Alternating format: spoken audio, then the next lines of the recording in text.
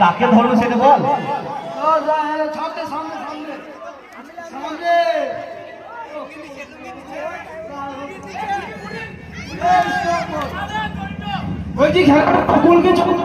আরে পরে পরে হবে পরে হবে পরে হবে নেক্সট আবার হবে চেঞ্জ করা হবে এটা বল।